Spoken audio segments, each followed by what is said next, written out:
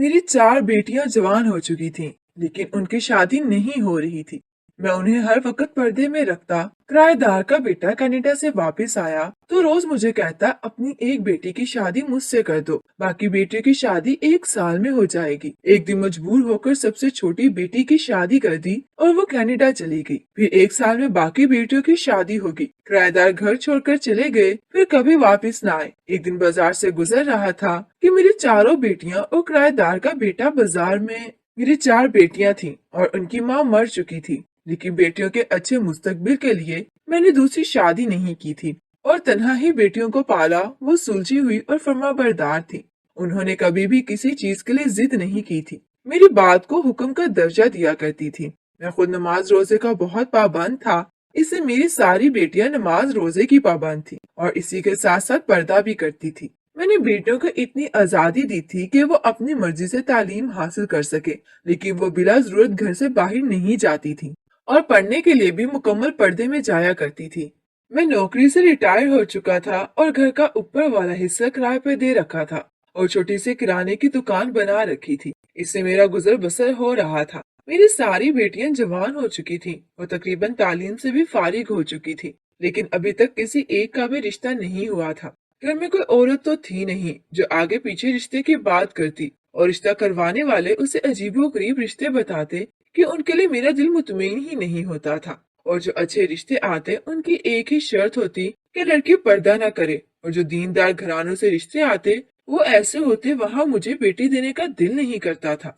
इसीलिए मेरी चारों बेटियां अभी तक कंवारी थी और मैं इनकी तरफ से बहुत ही ज्यादा परेशान भी था कि जवान बेटियां घर में हो तो वालिदैन को परेशानी होती है। हमारे किराएदार बस 2 मियाँ बीवी थे और वो भी बड़ी उम्र के थे, इसलिए मुझे उनकी तरफ से कोई मसला नहीं था। वैसे भी घर में आने जाने के लिए बाहर से एक रास्ता था और इनके घर में मौजूद होने की वजह से मुझे भी तसल्ली रहती थी कि बेटियां घर में अकेली नहीं है। एक दिन इन लोगों का इकलौता बेटा कनाडा से पढ़कर वापस आया, लेकिन वो भी अच्छा लड़का था, नजरबाज किस्म का नहीं था। मुझे इसके किरदार का 1 हफ्ते में ही अंदाजा हो गया, इसलिए मुझे इसकी तरफ से भी तसल्ली हो गई। एक दिन शाम को मैं बाहर सहन में बैठा था कि वो लड़का मेरे पास आया और उसने कहा कि मुझे मालूम है आप अपनी बेटियों के रिश्ते की वजह से परेशान हैं। मैं आपको एक ऑफर देता हूँ, आप चारों बेटियों में से जिसकी चाहे मेरे साथ शादी कर दे, बाकी तीनों की शादी 1 साल के अंदर अंदर हो जाएगी, ये मेरी गारंटी है। मैंने उस वक्त तो उसे डांट कर भेज दिया,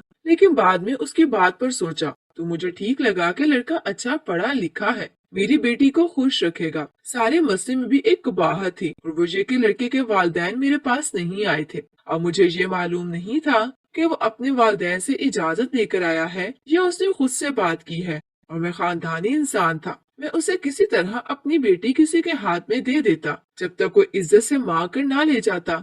उसके बाद इस लड़के ने आते जाते रास्ता गुजरते मुझे 2-3 दफा पूछा कि आपका क्या फैसला है, लेकिन मैंने हर दफा इसे डांट कर खामोश करवा दिया कि तुम अपने काम से काम रखो, तुम्हें इस बात से कोई लेना देना नहीं होना चाहिए। लेकिन मेरी गिरती हुई सेहत मुझे परेशान कर रही थी। काफी दिन गुजर गए और उस लड़के का तकाजा चूका तू था, तो मैंने उससे कहा कि तुम अपने माँ बाप को भेजो, वो इज्जत से मांगेंगे तो ही मैं बेटी ब्याह कर दूंगा। मुझे लगता था इस बात पर वो अपने वालिदैन को नहीं भेजेगा और बात खत्म हो जाएगी, लेकिन उसी दिन शाम को उसके वालिदैन आ गए और उन्होंने आकर सबसे छोटी बेटी का रिश्ता मांग लिया। इसे मैंने रस्मी तौर पर सोचने का वक्त लिया। बेटियों से मशवरा करने पर उन्होंने कहा कि उन्हें कोई एतराज नहीं है, अगर छोटी के नसीब जाग रहे हैं तो पहले छोटी को ही ब्याह देना चाहिए। इस तरह 1 हफ्ते बाद ही मैंने अपनी बेटी का रिश्ता दे दिया। रिश्ता होने के बाद उन लोगों ने रुखसती की जिद शुरू कर दी। उनको जहेज के नाम पर कुछ भी नहीं चाहिए, बस सादगी से 4 लोग बुलाकर निकाह कर दे और अपनी बेटी रुखसत कर दे। इससे बस करीबी जानने वालों को बुलाया और एक छोटी सी तकरीब में बेटी की रुखसती कर दी।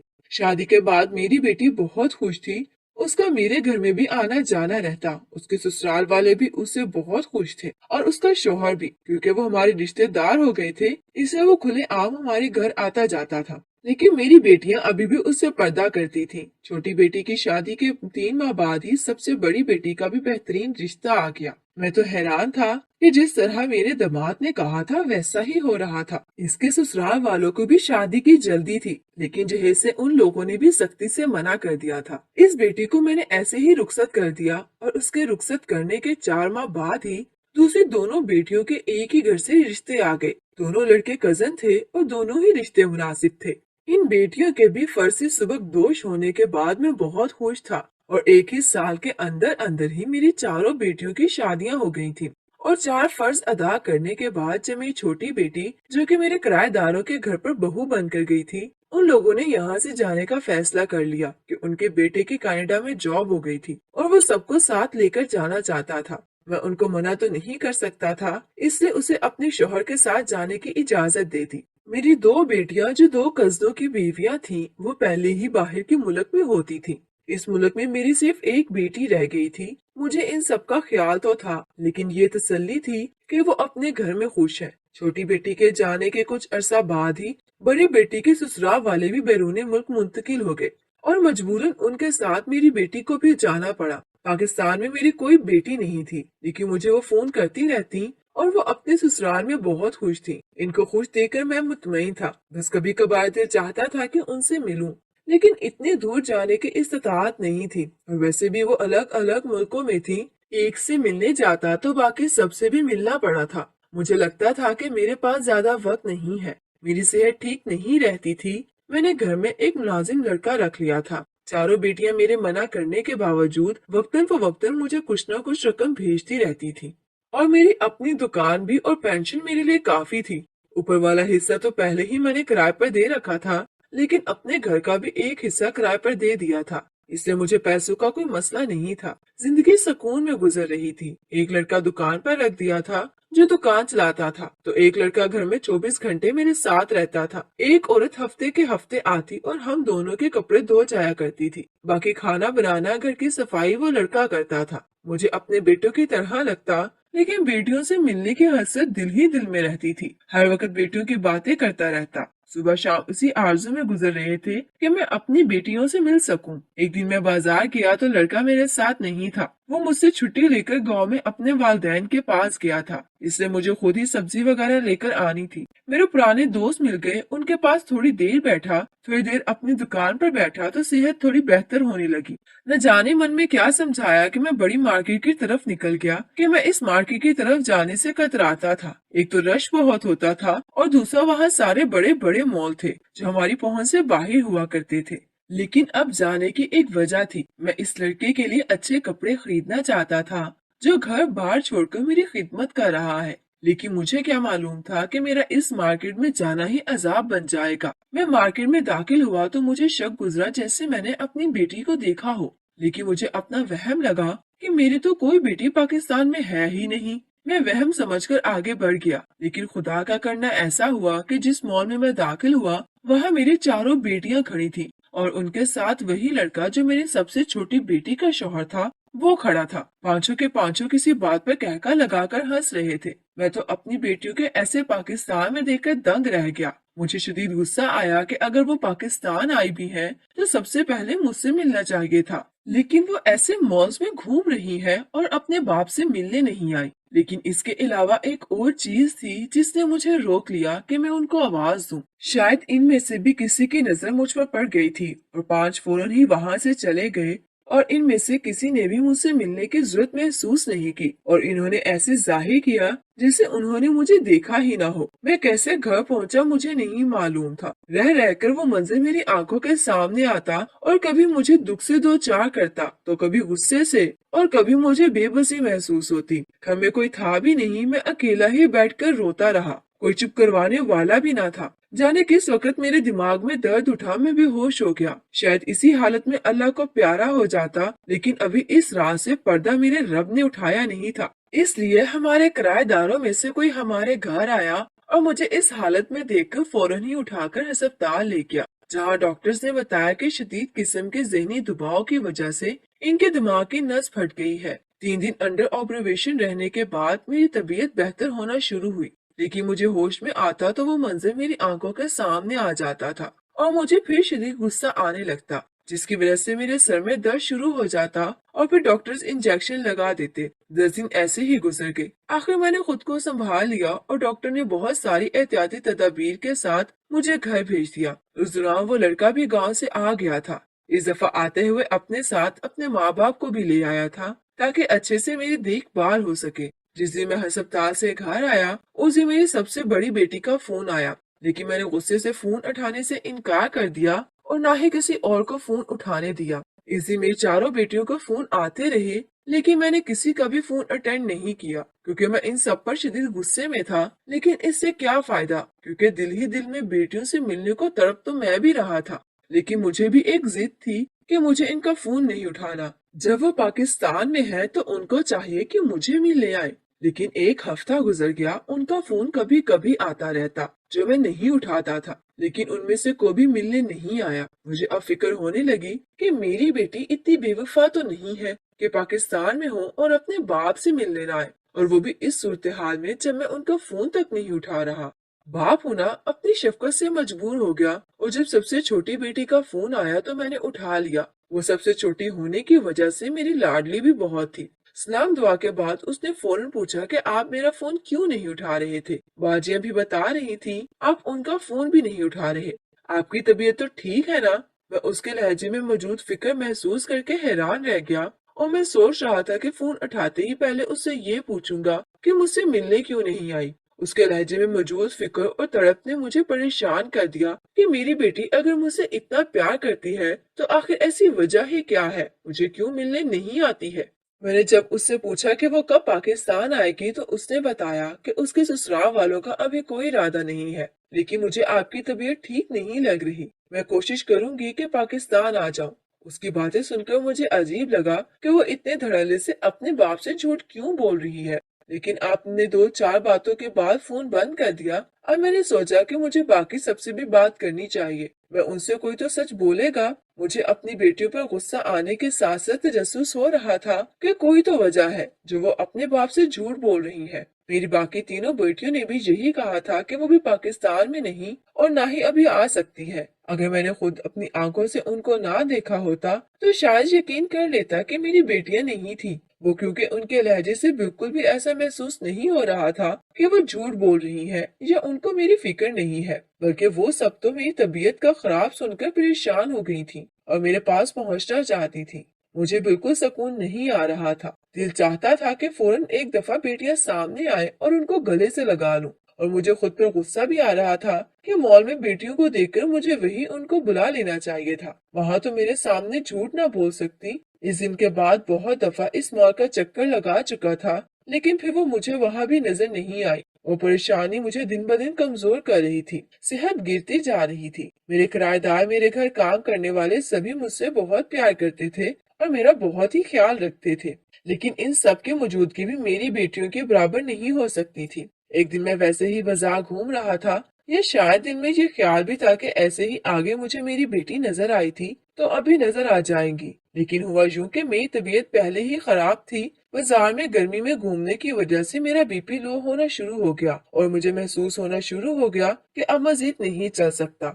इसलिए मैं पास के होटल में गया। वो 5 स्टार होटल था, लेकिन मुझे खाना खाना नहीं था और करीब 3 होटल वही था। इससे मैं इस होटल में चला गया। जाकर बैठा तो होटल के कानून के मुताबिक वेटर मेरे सर पर सवार हो गया। मैंने उसे अच्छा सा जूस लाने को कहा और टेबल पर पहले से मौजूद जग में से पानी डालकर पिया तो तबीयत कुछ बेहाल हुई। अब मैंने गौर करना शुरू किया, ये कोई बहुत ही आला होटल था। हर तरफ सूट में मलबूस लोग नजर आ रहे थे, लेकिन मुझे किसी से क्या लेना देना था। मैं तो सिर्फ जूस के इंतजार में था कि तबीयत कुछ बहाल हो। थोड़ी देर में ही वेटर जूस लेकर आ गया। मैंने जूस पीकर बिल अदा किया, लेकिन चलते चलते मेरी नजर दूसरी मंजिल की बालकनी में पड़ी और वो मंजर देखकर मैं वही जम गया। इस बालकोनी में मेज के गिर्द मेरी चारों बेटियां बैठी हुई थी। मैंने मौके गनीमत जाना और तेजी से सीढ़ियों की तरफ बढ़ गया। उनको तो शायद ख्याल भी नहीं होगा कि इस होटल में उनका बाप भी आ सकता है। मैं तेजी से ऊपर गया और सीधा उनके टेबल की तरफ बढ़ा। वो मुझे देखकर परेशान हो गई, लेकिन ऐसे जाहिर किया जैसे मुझे जानती ही ना हो। मैंने उनसे बात करने की कोशिश की तो एक बेटी ने मुझे सख्ती से यहाँ से जाने को कहा और चुपके से एक कागज मेरे हाथ में पकड़ा दिया जिस पर लिखा था, आप अपने घर चले जाएंगे, हम लोग घर आती हैं और घर आकर बात करती हैं। उन्होंने आंखों ही आंखों में वादा किया कि वो जरूर आएंगी और आज ही आएंगी। मैं जल्दी से घर चला जाऊं। मैं खुशी खुशी घर आया। अब मैं बेचैनी से इंतजार कर रहा था। थोड़ी देर बाद एक टैक्सी से दो बेटियां आई। उन्होंने मुकम्मल बुर्का लिया हुआ था। उनके आने के 10 मिनट बाद ही दूसरी टैक्सी आई और इसमें मेरी दो बेटियां बैठी हुई थी। वो बेटियां जिन्होंने होटल में मुझसे अजनबियों वाला सलूक किया था, वो आते ही मुझसे लिपट गईं और रोने लगी। मुझे समझ नहीं आ रही थी कि मैं अब उनसे कैसा सलूक करूं, क्योंकि मैं उनसे गुस्से में था, लेकिन जिस तरह वो मुझसे लिपट कर रो रही थी, मुझे यूं लग रहा था जैसे अपने बाप के सीने से लगकर अपनी बेबसी का इजहार कर रही हूँ। बहुत देर बाद जब जज्बात थोड़े कम हुए, सबको पानी पिलाने के बाद मैंने उनसे पूछा कि ये सब क्या सिलसिला है। वो पाकिस्तान में होते हुए भी अपने बाप से मिलने क्यों नहीं आती, और वो पाकिस्तान में क्यों है जबकि उनके ससुराल वाले बाहर होते हैं। उन्होंने कहा कि आप समझ लें कि आपकी बेटियां बाहर ही होती हैं। हम जानबूझकर आपसे मिलने नहीं आती थी, क्योंकि इस सूरत में हम आपकी जान को खतरे में नहीं डाल सकती थी। लेकिन आज आपको देखने के बाद खुद पर काबू नहीं रहा और मजबूरन हमें आना पड़ा। अब इसके बाद आपके साथ क्या होगा हम कुछ नहीं कह सकती। मुझे इनकी बातें सुनकर अजीब लगा कि ऐसी भी क्या बात है कि वो ऐसी बातें कर रही हैं, और आखिर बेटियों को अपने बाप से मिलने में ऐसी क्या कबाहत है कि मेरी जान को खतरा लाहक हो जाएगा। उसका जवाब उनके पास ही था, इससे मैंने उनसे ही पूछ दिया कि आखिर बात क्या है। वो भी एक दूसरे की तरफ देख रही थी। शायद बताने की हिम्मत किसी में भी नहीं थी। आखिरकार सबसे बड़ी बेटी हिम्मत करके बोली कि आपको याद तो होगा, हमारे घर में जो किराएदार रहते थे, उनके बेटे से छोटी की शादी की गई थी, और उसने कहा था कि 1 साल के अंदर आपके सारी बेटियों की शादियां हो जाएंगी। मैंने कहा मुझे ये बात अच्छी तरह से याद है। तो उसने कहा कि बात कुछ ऐसी है कि एक दिन हम चारों सहन में बैठी हुई थी, तो ऊपर से उसकी नजर हम पर पड़ गई, और हमारी खूबसूरती को देखकर ही उसने ये प्लान बनाया था। हम क्योंकि मुकम्मल पर्दे में रहती थी, इसे हमारे इर्द गिर्द के लोग ने भी हमें नहीं देखा हुआ था। कोई रिश्तेदार तो हमारा था नहीं। दोस्तें जो थी वो भी कॉलेज यूनिवर्सिटी तक थी। कोई भी ऐसी दोस्त नहीं थी जो हमें घर तक जानती हो। इस लड़के ने 1 हफ्ते के अंदर हमारी सारी मालूमात हासिल कर ली। फिर उसने प्लान बनाया और आपको रिश्ता करवाने पर मजबूर करने लगा। जब आपने अपनी बेटी का रिश्ता दिया तो उसे यके बाद दीगरे हम तीनों की शादियां हो गई। असल में जिनसे हमारी शादियां हुई हैं, वो सारे भी इसी के ग्रुप मेंबर हैं, जो यहाँ मुख्तलिफ रूप धार कर आते हैं, और जिन लोगों को आप माँ बाप बताते रहे वो किराए के लोग थे। उनमें से कोई भी उनके माँ बाप नहीं थे, और जो हमारे साथ इतना अरसा रहे वो लड़के के हकीकी माँ बाप थे। इसे मजबूर करके उन्हें अपने साथ ले गया था। हम लोगों को मुफ्ती ममालिक का झांसा देकर दुबई ही ले गए थे। कुछ कसूर हमारा भी था और कुछ आपका भी। आपने भी शुरू से हम पर मजहबी मामले में सख्ती की, कुरान पाक, पर्दा, लेकिन कभी आपने हमें ये नहीं बताया कि पर्दा ना करने के नुकसानात क्या हैं। या आपने सिर्फ हुक्म दिया और हमने आपके हुक्म को मान लिया, इसको अपने दिल में रास्त नहीं किया था। उनको शायद हमारी कमजोरी का इल्म हो गया था। इसे सबसे पहले तो उन्होंने हमें मॉडलिंग और एक्टिंग का झांसा दिया। या हमें ये डर तो नहीं था कि कोई हमें पहचान लेगा, क्योंकि आप टीवी देखते नहीं थे। इससे हमारा करियर शुरू मॉडलिंग से हुआ, क्योंकि हम लोग एक जैसी ही शक्ल सूरत में भी और कदो काट में भी तकरीबन बराबर है। इस वजह से हम चारों बहुत ही मशहूर हो गए। हर डिजाइनर हमसे मॉडलिंग करवाना चाहते थे। बहुत से ड्रामों और फिल्मों में भी काम करना शुरू कर दिया। हमें लगता था कि हम बहुत कामयाब हो गई हैं, लेकिन हमें क्या मालूम था कि हम दलदल में उतरती जा रही हैं। क्योंकि हम लोग मॉडलिंग के लिए और शूटिंग के लिए दुनिया के हर मुल्क में आती जाती थी, तो हमारे जरिए इन लोगों ने स्मगलिंग करना शुरू कर दी थी, जो हमें भी मालूम नहीं था। और हम लोग इतना अरसा करती रही, यहाँ से चीजें वहाँ और वहाँ से यहाँ, और हमें कभी एहसास भी ना हुआ। एक दिन मुझसे बैग खुल गया और मुझे मालूम हुआ कि मेरे बैग में तो हीरोइन है। वो बैग जो मुझे मेरी फिल्म के डायरेक्टर ने दिया था कि दूसरे मुल्क में जाकर तुमने वहाँ के प्रोड्यूसर को देना है। ऐसी चीजें हमें अक्सर दी जाती थी। ये सब लोग आपस में मिले हुए थे, जो न सिर्फ हीरोइन बल्कि चर्च, हीरे, असलिहा, अज़ाए इंसानी, हर तरह के स्मगलिंग में मुलविस थे। और ये समझते ही हमने यहाँ से निकलने की कोशिश की, लेकिन इन लोगों ने हमें वो वीडियोस दिखाई जिसमें हम सारी चीजें लेकर जा रही थी, और साफ लफ्जों में उन्होंने कह दिया कि अगर तुम लोगों ने ये बात किसी को बताने की कोशिश की या हमारे कारोबार में दखल देने की कोशिश की, तो ये वीडियो सारी दुनिया तक पहुँचा दी जाएगी। तुम लोगों को दुनिया के किसी मुल्क में पनाह नहीं मिलेगी। इंटरपोल तुम लोगों के पीछे पड़ जाएगा, और उसके साथ साथ हम तुम्हारे बाप को गोलियों से उड़ा देंगे। कि वो चारों तो आपको जानते थे, पाकिस्तान में एक बहुत बड़ा अवार्ड शो हो रहा है और हम इसमें शिरकत के लिए चारों आए हैं, लेकिन बज़ाहिर इसमें शिरकत करने आई हैं। इस दफा इन लोगों ने बहुत ही बड़ा हाथ मारा है और शो तो खत्म हो चुका है, लेकिन हम चारों को मुसलसल यहाँ रखा गया है क्योंकि इस दफा न जाने क्या चीज हमारे साथ भेजना चाह रहे हैं। हमें बहुत दिल करता था कि आपसे मिले, लेकिन आपसे सिर्फ इसलिए ही मिलते थे कि हमारी हर वक्त निगरानी होती रहती थी। अगर हम आपसे मिले तो कहीं आपको नुकसान न पहुंचा दिया जाए, इसलिए होटल में भी आपसे बहुत ही अजीब सा बर्ताव किया और उस दिन मॉल में भी आपको देखकर हम लोग वहां से निकल गई थी। मैं बेटियों की बेबसी सुनकर हैरानों परेशान रह गया। इन लोगों को मैंने कहा कि कानून की मदद लेनी चाहिए तो उन्होंने कहा कि नहीं ले सकती क्योंकि कानून भी इन लोगों के साथ है। न जाने कहां कहां किस किस को पैसा खिलाया हुआ है, क्योंकि एयरपोर्ट पर सिक्योरिटी वाले बगैर चेक किए सामान आगे भेज देते हैं। बहुत सी जगहों पर पुलिस नाके तक में इनका सामान को चेक नहीं किया गया था। अगर चेक किया जाता तो वो लोग इसी वक्त रंगे हाथों पकड़ी जाती। अब किसी पर एतबार ही नहीं, किसको बताएं, जो है जैसा है वैसा ही करना होगा। उस वक्त वो चारों मुझसे मिलकर चली गई और उन्होंने बताया कि बड़ी मुश्किल से निगरानी करने वालों को धोखा देकर निकली हैं। इससे ज्यादा देर यहाँ नहीं रह सकती हैं।